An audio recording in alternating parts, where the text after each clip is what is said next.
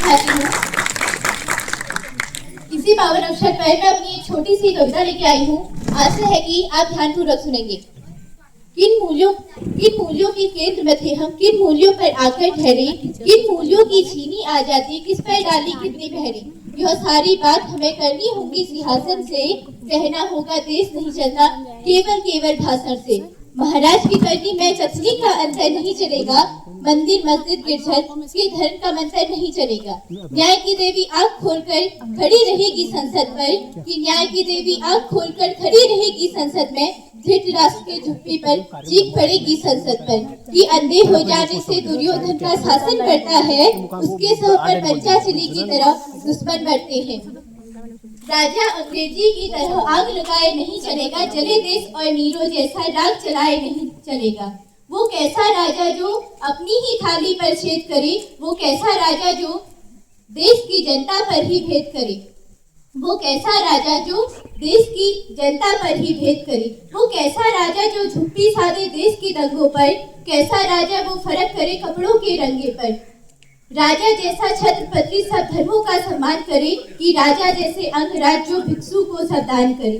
राजा हो तो हरिश्चंद्र सा सत्य बसाओ मन में, राजा हो तो धर्म सा अटल रहे जीवन में। वोट की खातिर जनता को वादों से ना भरमाए वो, राजा हो जो रामचंद्र सा अपना वचन निभाए वो। मुल्क तरक्की करके सोने की लंका हो जाए वो, पाप करे तो रावण अंत मेरे श्री राम करिए। धन्यवाद। नारी जिसके शरण शहंशाह ताजमहल हृदय है जिनका, ऐसी पावन भूमि पर उपस्थित आप सभी को मेरा श्रद्धापूर्वक नमन। मैं हर्षिता अधिकारी आप सभी को गणतंत्र दिवस की हार्दिक शुभकामनाएं एवं बधाई देती हूँ।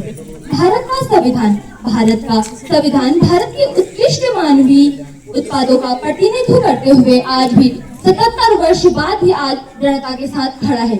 इसलिए भी भारत का संविधान मात्र 2 वर्ष 11 माह 18 दिन से तैयार हुआ एक दस्तावेज नहीं, अपितु 200 वर्ष की सतत साधना से परिणित नवनीत है। इसलिए हमें समझना होगा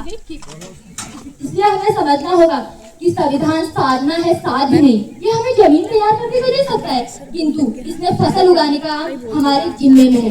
भारत का संविधान इसलिए बड़ा नहीं है क्योंकि इसमें 1.5 लाख शब्द हैं, अपितु इसलिए बड़ा है क्योंकि इसके पृष्ठों से महात्मा गांधी का हिंद स्वराज, भगत सिंह की क्रांति, अम्बेडकर के सामाजिक न्याय और नेताजी बोस के संप्रभु आकांक्षाएं परिलक्षित होती हैं। हमें समय का ऐसे राष्ट्र का निर्माण करना होगा जिसके 6 स्तंभ हो, सेवा, समन्वय, समर्पण, समृद्धि, संपद और अथवा।